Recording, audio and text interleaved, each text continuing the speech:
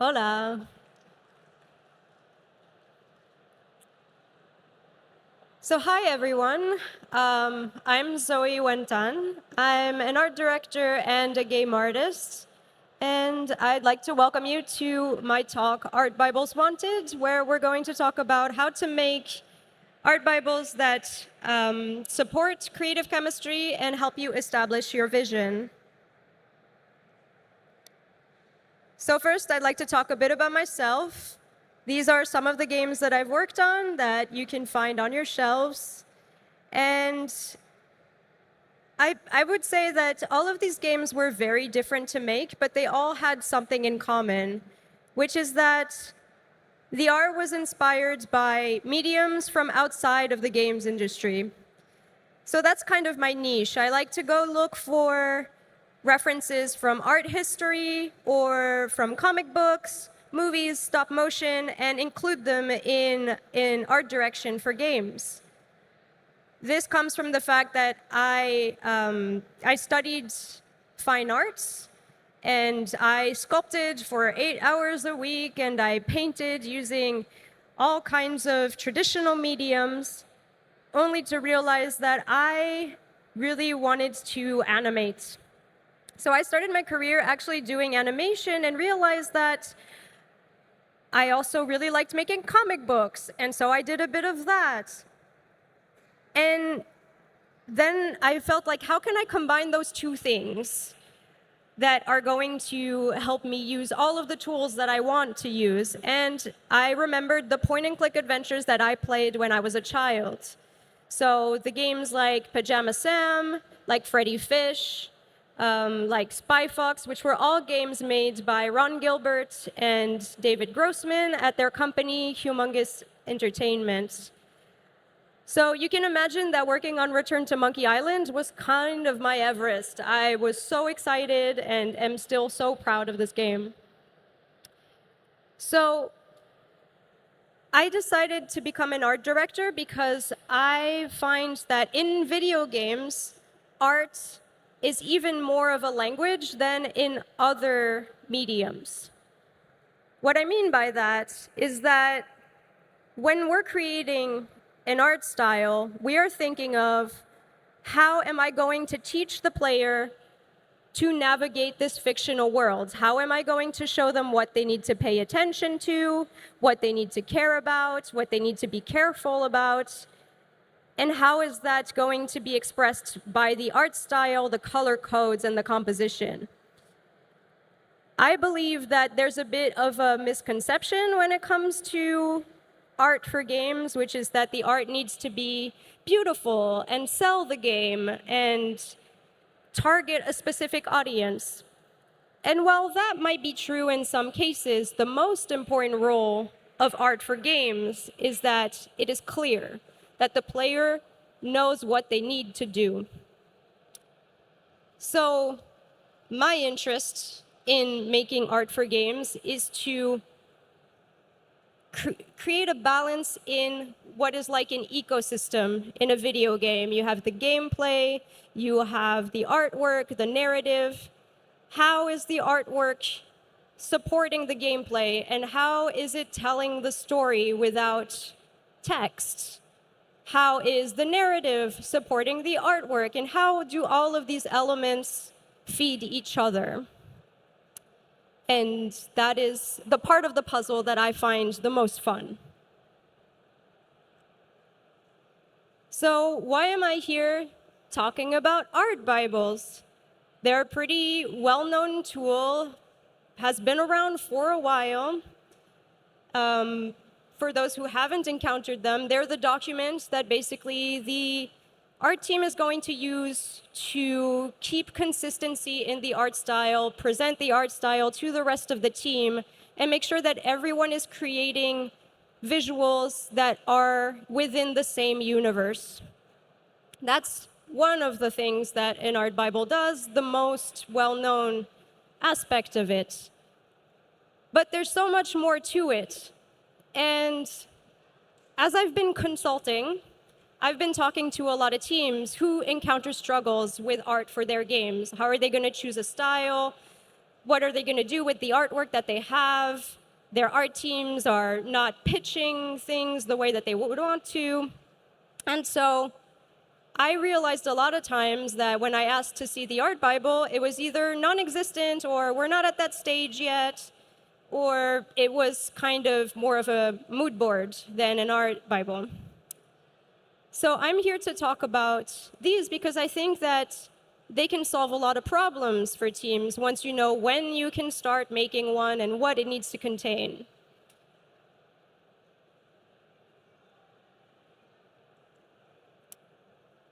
So let's talk about what an art Bible can do for you, if it's a good one. So the first thing it can do is that it can act as a way to remind yourself what your vision is.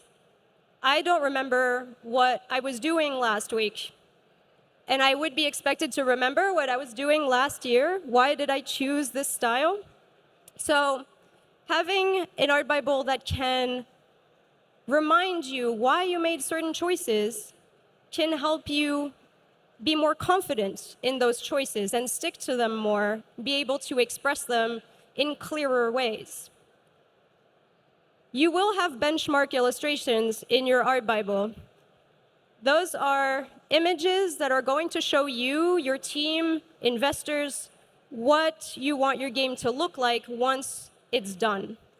What is the shippable look of your game? It's important to have these not just to sell the project and look for funding. It's also so that the art team knows what they're working towards. It will act as a North Star. There's a lot of cases where a team might panic a little bit too early during the prototype stage, and they're like, oh, maybe people would understand this game much better if we had some more artwork in there. And that might actually create more problems for you. To start including final artwork in a prototype will hide a lot of problems. And you'll start using art a bit like a Band-Aid throughout production. This is a problem that will follow you throughout. So having benchmark illustrations is going to help you not be too worried about it, where you can say, okay, well, we're at this stage right now, but this is what we're going to do, and we know what steps we need to take. It will also help you assess your budget much easier, in the sense that once you know where you're going, you know what steps are going to be potentially an issue. What are your core features? What can you cut? That's an important conversation to have pretty early on, because you don't want to be deciding what you want to cut when you're running out of money already. So for a producer, it's quite useful to have a comprehensive art Bible that they can look at and say, okay, maybe we need a specific hire for this part of the art production. Maybe we need a storyboard artist at this particular moment. And we can always keep this feature as a wish list thing. But this, we can't touch this. Consistency is the most well-known rule of an art Bible, which is that it's like your rule book for your style. So you're going to show it to all of the artists, and they will be able to reproduce this style thanks to the rules that you set for them. It will allow the team to create artwork that is consistent throughout the project, but also be sort of a refresher, a tool that you can look at when your own style is starting to seep into the project, because that happens. I mean, making games is long, and after a few years of working on something, your own personal style might start showing up, and you need to look at the art Bible again. It's also a really important tool for onboarding. I've started in studios many times as a concept artist and did not have an art Bible to go off of. And it's hard, because I mean, it's stressful enough to start in a new team on a new project, and now you have to reverse engineer what the other artists are doing, look at the images and be like, okay, well, how do I copy this? This would be very helpful for someone who's new in your team and wants to get into the project as fast as possible. It's also a useful tool for pitching, something that you can show potential investors or publishers, something that you can use to pitch internally. If you have ideas for a new kind of feature that's going to affect the art, then having the art Bible as a reference is a good way to make decisions that will be in line with the vision for the project. You can look at it and say, okay, well, is it worth doing this? Is it going to affect this and this part of the style? And you can use it as a conversation tool. It'll give you much more overview, knowing what your benchmarks are and what time you have to do it, how much money you have. And it will allow you to give a scale to your project. You can see, is this art style reasonable for the size of game that I'm making? And you would only know if you knew what that's going to involve artistically. And much more. So I wanted to talk a bit about the Sexy Brutale, because this is the game where I realized I wanted to be an art director. For those who don't know this game, this is a game that was made at Tequila Works in Madrid, and it's a time-limited puzzle game in which you play a priest that was invited to a masquerade party where all of the guests are being murdered one after another in symbolic and dramatic ways. And on top of that, they're all stuck in a time loop, so they get killed over and over again. So in order to get out of this time loop and understand what's happening, the priest has to spy on the various guests, see how they get murdered, and prevent that murder in the next loop. So originally, this game was designed by a team in England, Cavalier Studio, and they had a working prototype, and they had like the beginning of the story and everything, but they didn't have any artwork. So they tried pitching it to different studios until it landed at Tequila Works, where the CEO saw potential in it and thought it would be interesting to work with Enrique Fernandez as visual development artist, who is a famous comic book artist here in Spain, and someone that I had studied during my art studies. And so when I was told, hey, would you like to work on this project with Enrique Fernandez, I almost died. I was really excited, super starstruck by all the artwork I was seeing. And the role that I had was a really interesting exercise in art direction. And this is because if you look at the style of Enrique, it's very unique to him. You can recognize what his personality is. He uses some very bold colors. He has some very strong lighting, and the shading is very like cut. The caricatures have some geometric, kind of sharp edges to them. And all of those great things that are like traditional and the pencil look of it are really cool, but make these very hard to model and rig. So the 3D art team was struggling to translate Enrique's artwork into 3D. So that's where I came in.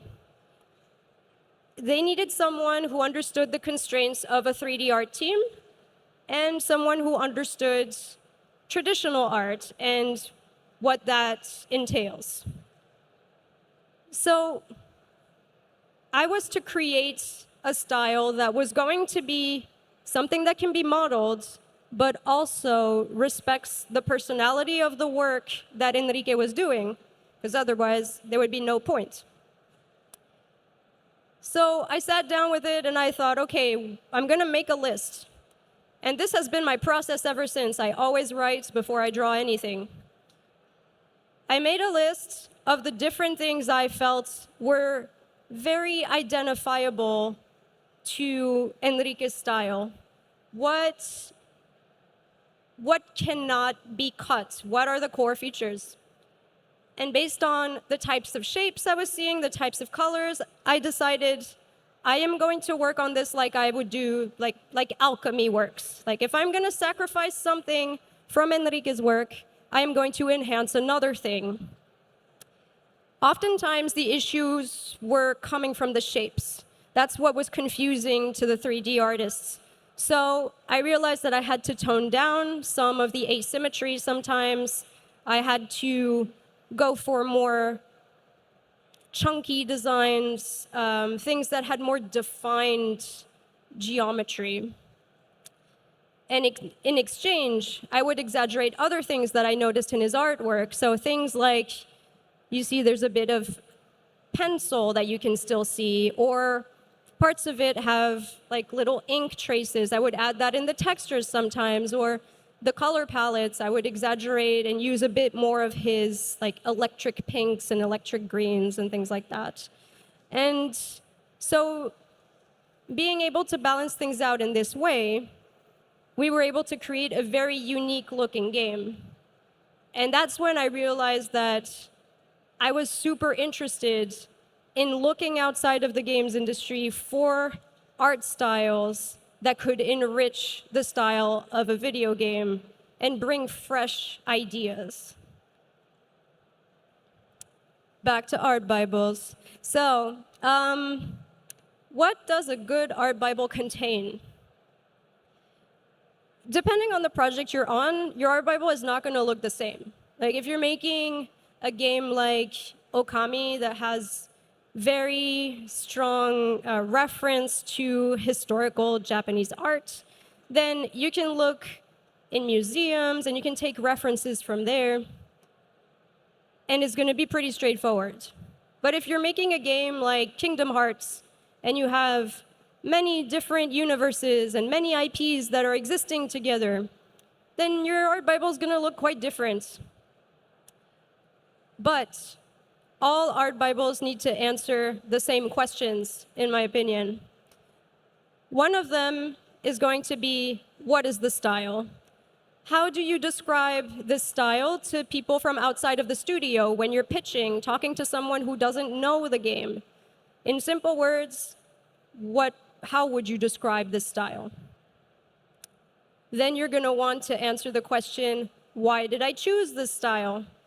How does it support the gameplay of my game? Does it address a certain audience that I'm targeting?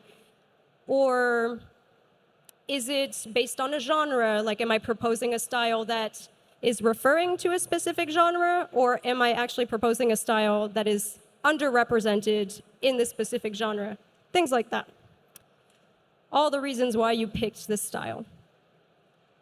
The next question you want to answer is, how did you get there? So this is where you're going to want to put your mood board.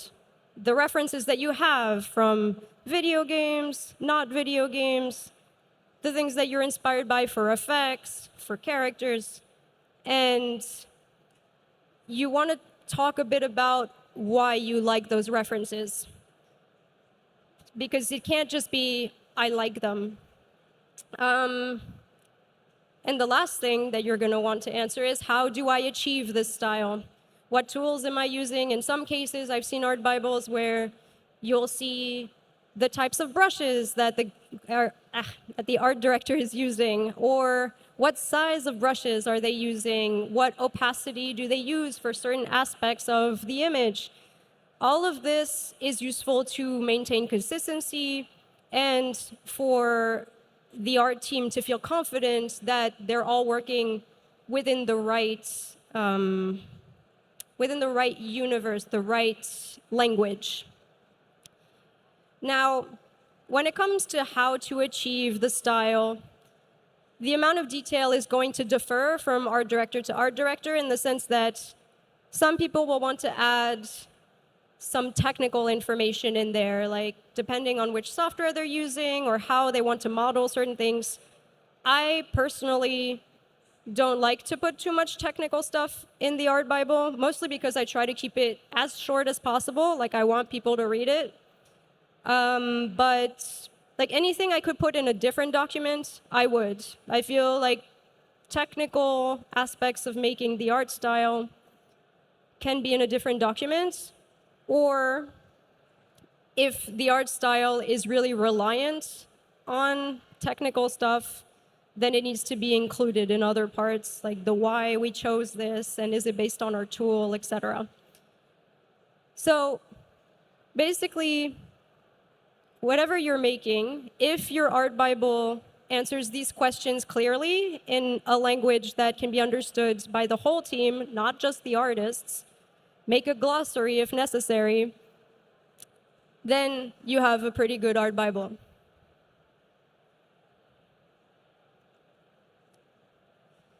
So, this is the dream, right? This is the thing that we all want in the creative teams. I've seen the impact that creative chemistry has on an art team, and I can say that it is genuinely priceless, but not easy to have, and really requires a lot of support from the entire company. The way that I define creative chemistry would be that basically the team feels confident that they can create together without that much communication. Like they're able to create, but they don't need to check in with each other all the time. They know where they're going, and they know that they can contribute. Not to say that it means that if your team is not communicating, that's necessarily a good thing. Just meaning that everything doesn't need conversation because you are all confident with the information that you have, so you can push the project forward confidently. This requires trust. So the fact that you feel safe sharing your ideas, even if they're a bit wild, and that you know they might not make it in the game, but that's okay, you can still show them. You trust that your leaders are going to be there to support you when you need help. And that trust is going to be necessary if you want any kind of flow. So a rhythm in production, in your team, where people don't get stuck too much, where there's not any bottlenecks. If you don't have trust, you can't have flow. And purpose. Purpose in our work, where we feel like we are growing as an artist, that we are learning, but also have the opportunity to mentor. Having these three things is honestly an amazing feeling on a team. And not all the teams I've worked with had creative chemistry, but all the teams that did have creative chemistry had a good, dependable art Bible. Because the things that can threaten creative chemistry are all things that we've encountered before, whether we've encountered them in our own teams or as part of the production team. Things where, like, people are going to talk about problems that they have and no one is going to do anything about it. Processes that change regularly because there's a lot of changes happening in the project, that various people are not decisive enough. Too many cooks, too many decision makers, people who have contradictory opinions and will share that with the team. Unclear vision, which creates chaos and confusion. And all of these things are not only demotivating, they really are not the environment in which you can have creative chemistry. So one team where I felt a lot of creative chemistry was on Return to Monkey Island. And I give a lot of credit to Rex, who was art directing, Rex Crowell, and his really good art Bible. I say this because we were all working remotely and we didn't meet each other until the game was announced and finished. And this was for multiple reasons, one of them being that we made this game during COVID. So we were literally separated by borders, by oceans, and COVID restrictions. but we still developed a really strong creative bond, I would say. Like, I'm really terrible at sketches. Like, we had people on our team that were amazing at sketching, like Dev Madan, who's he art directed Sly Cooper, and he makes comic books, and he's like really good at drafting. And I'm really bad, so like being in show and tell and showing my sketches next to his, I would normally feel terrible. But because I trusted this team so much, I felt like for this scene, for example, I would bring out my white little doodles that would put on top of this and say, well, when this creature cries, it's going to cry with dignity, so it's only going to have one tear falling at a time, and it's going to keep its head high. But that character there, that character has no dignity. That character is really dramatic, so they're going to cry fountains. And all of these animals have different cries. For those who haven't played the game, you'll just have to find out why. But basically, I wasn't afraid to show that what I make isn't perfect. And even if I shared something that I knew there was not really a big chance it would make it in the game, we at least got a good laugh out of it, and we moved on. The Art Bible itself didn't only share how to achieve the style.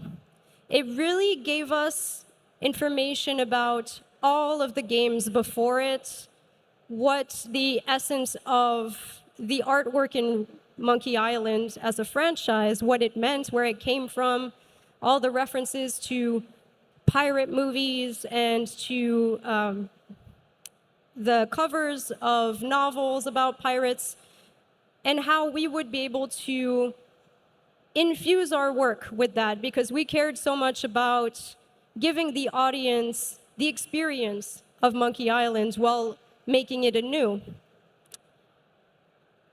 And what that allowed us to do was that the art team wasn't only using the same tools, we also kind of shaped our thought process to use the same references. And that allows us to think of what's going to be the fun thing instead of what's going to be the right thing. We're not trying to think about what would Rex like, what would Ron want. It was a lot more about what is good for the game, what would be fun. If I was a player, what would I want to see? Because we knew that we were all working with the same rules, even when half the team was asleep on the other side of the world and we had no one to reach out to. We could confidently just make a thing and feel like we're not going to be so far out. So, I wanted to talk about AI. I have my own opinions about AI. I don't personally think that it's ethical or useful in artwork. It doesn't really solve any problems that were ever brought to me as a consultant. Like, no one ever told me my art team doesn't work fast enough. That's usually not what happens. But I have encountered quite a few art teams that use AI, especially in the early stages for pre-production and for visual development. And oftentimes, this is kind of what I see. This is something I found off of the internet. And basically, a lead will sometimes show an AI-generated image, or generally multiple, and tell their art team, OK, well, this is what I want. This is what we're going to do. Now do it. And as you can imagine, that's not a lot of information to go off of, and every person starts seeing something different. Like, looking at this image, one could think, well, there's some photo bashing here in the front, and in the back it has kind of a watercolor aspect, so maybe that's really defining of the style. Maybe it's going to be about creating depth, showing more and more watercolor texture. And another person could think that the chaotic color scheme is the thing that's really defining of this project, so I'm not going to care about the photo bashing. It's all watercolors now. There's all kinds of ways you can interpret this. And that lead is not doing their job. Like, making art or making anything really is just a bunch of decisions. You're always wondering, like, what's in front of what, and what do we need to focus on? So the problem here is that no decisions were actually made. I actually feel like when someone shows me this, it's more useful to me if they give me the prompts than if they give me that. But the issue that this creates is kind of the same issue that you encounter at a buffet. Like, you're at the breakfast buffet and there's all the options, and you're like, I don't want to miss out on anything. I'm going to try a little bit of each dish, and I'm going to put it all on one plate. I'm going to put the cucumber salad next to the chocolate cake, and that'll be fine. And then I'll decide what is a proper breakfast for me this morning. And then you eat the thing, and then you're full. So you don't actually go and get a real breakfast. You just had like all of these little pieces of things. And maybe you like that, that's cool, but you're not going to put it on the menu for other people to eat. So that's kind of what happens with these teams. They start trying a bunch of different styles, they tire themselves out. The artists don't know what to make anymore because they saw all the versions of this thing, and there's no focus. So what I would say is, if you are going to use AI, which I do not recommend because it's not ethical, but if you're gonna do it once you have an art Bible, once you know what you're making, because you're just not going to be able to focus on the things that you actually want. You can't communicate with anyone, and so you can't communicate with a machine either. So the reason I'm talking about this is because I've seen a lot of teams do it, especially students. And actually that's kind of worrisome to me, because when I saw Midjourney, I thought, this is my student's dream. Like, no one wants to suck at art. No one wants to show their bad drawings, but you have to suck at art before you're good at art. So yeah, I would say one of the biggest things that you get from practicing and not using AI is the thought process behind your artwork and being able to explain it. Because a lot of people are unable to explain the art that they make. So I've seen a lot of people compare AI with what an art director does anyway. You take this style, and make a sandwich, and there it is. But that describes more what a mood board does. So the mood board is a really good tool to have when you're in early stages and you want to pitch different styles really fast, but you don't want to make a bunch of art for it. So I think mood boards are great. We should make them. We should make them in an organized way. And then we should remove as many images as possible from them. The idea is that you're going to bring your mood boards to your lead or to a decision maker, and then you're going to talk about what you don't want in it. And as soon as you have fewer and fewer images to the point where you look at it and you think, okay, this is enough, I can see my game looking at this, then you can go ahead and put it in your art Bible. This does not replace an art Bible. A lot of times I see people go off of a mood board and say, well, we're inspired by this game for this part, and we're inspired by this game for this part. And that's great, but it belongs in there. Because an art Bible is made of a lot more text than images. You're going to have a table of contents where you're going to talk about what the style is and answer all of those questions we talked about previously. In some cases, you might want breakdowns. You are going to want to talk about your references and your influences and your audience, but it's a lot more writing than it is drawing. So this is a situation that you've probably encountered before, whether it's in a group project, in a professional setting, or within yourself. And if you don't have a proper art Bible that answers all the questions you need, you have nothing to convince yourself not to do this. You have nothing to stop you. Because a lot of times, when you're not able to answer those questions, the answer is, well, I liked it. I liked those references. And so well, you're going to like a lot of things. Like we work in an industry where there's a lot of really cool things that are always coming out, and you look at it and you're like, I wish I made Cult of the Lamb. That's a really cool idea, and maybe I can put it in my game. But it's important to have that time machine that is an art Bible that's going to remind you, hey, so this is why we did this. And maybe that's a really cool idea for another project. But for this one, let's stick with this one. Within a team, it has bigger consequences. I've worked with a lot of people who have gone through burnout, who feel demotivated, who don't find any meaning in their work anymore because their time and their work is not respected, or at least that doesn't feel that way anymore. With leadership that can't stick to their ideas or needs to be convinced that their idea is the right idea.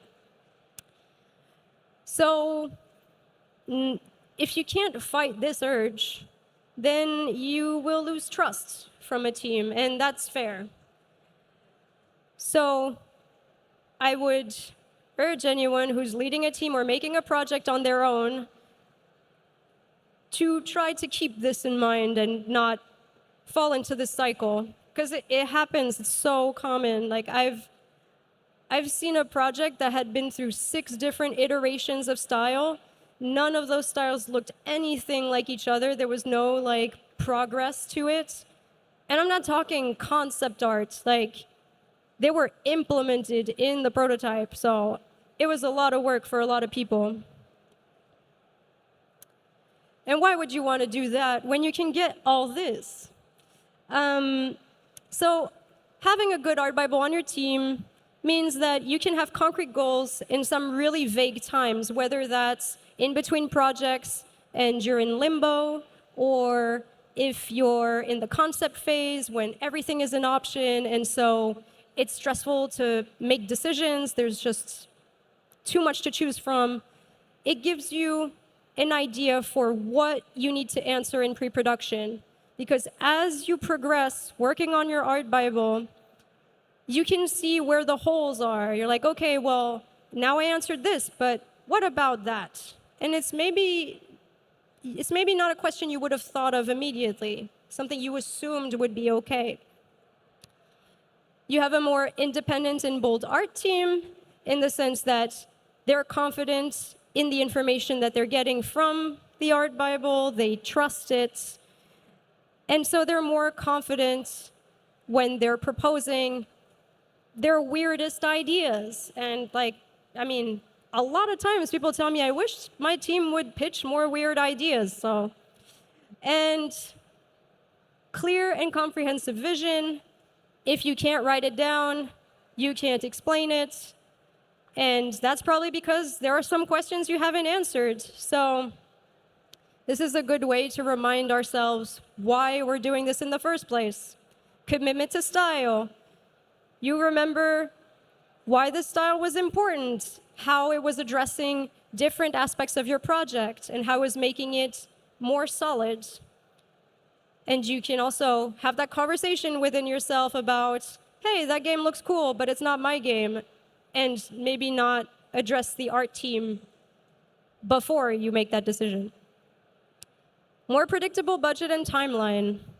Well, if you have a good idea of what you're working with and how long it's going to take, it's more predictable how long you're going to take to make those things. You're more able to discuss what you need to cut, if you need to cut something, what is core to the images that you're making. And so you don't waste time having to negotiate with yourself and others about what is important to us visually in this, and we don't have the money for that, so screw it. So it will help everyone on the team, producers, CEOs, even like game designers as well. I mean, a lot of times the artwork does inspire some game design features. So the good news with all this is that no matter where you're at in your project, whether you've already started and you're pretty advanced, or you've even finished it, you can still make an art Bible, and I do recommend that. Someone I know has just released their first game, and it looks great. And I asked them, like, are you going to make a sequel? Are you going to make any DLCs? Or he was like, yeah, actually, we're planning on that. We're talking about it. And I should probably make an art Bible. And I was like, oh, yeah, but like, how did you function before without it? He said, well, we only had one artist. She did all the art direction. She did everything. And so I asked, but is she going to be available for your next, like for the next game? Or is she like, what are you going to do if she's not, if she's working for another company? And I mean, the answer is I'll hire another artist, but what is this other artist going to learn to make the style with? Are you doing something completely different? So basically what I'm saying is that it's always useful to have an art Bible. And you deserve one, your team deserves one, your project deserves one, and you should go ahead and make one. Thank you.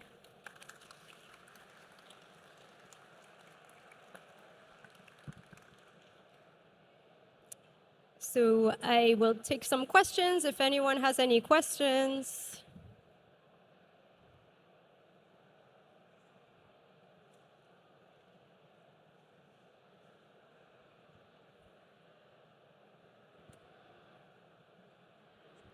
Hi.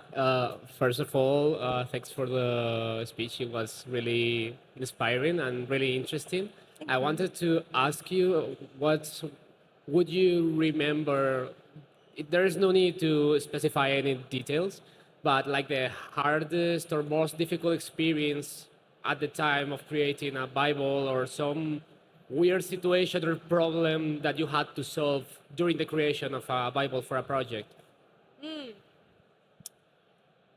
Well, I mean, I don't know if it would be considered the hardest, but one of the really challenging styles that I worked with was when I was working on a game for Mindforce Game Lab in Sweden, where we were making an adventure game that was meant to help people with bipolar disorder and or depression follow their treatments and be able to like, keep track of them. And I had to talk to some doctors and some of the scientists that we were consulting with, because depending on the medication that you're taking, your perception of color changes. And so it was a really interesting kind of research, but also like really challenging. We did a lot of tests working with different patients to see how they perceived the different colors. And I would say that was probably the most unique style that I worked with.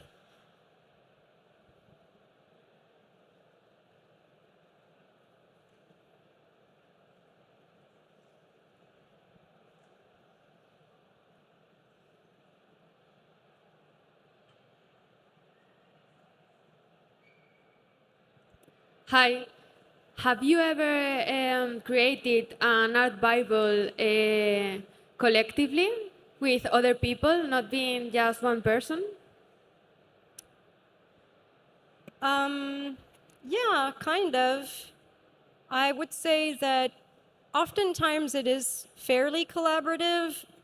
The art director would generally be the one who's writing in the art Bible, but the whole team is making the images that will go inside of it. So there are some conversations that we have during visual development. And so, yeah, everyone kind of contributes to the art Bible, but the person who has the final say and actually writes in the document is the art director.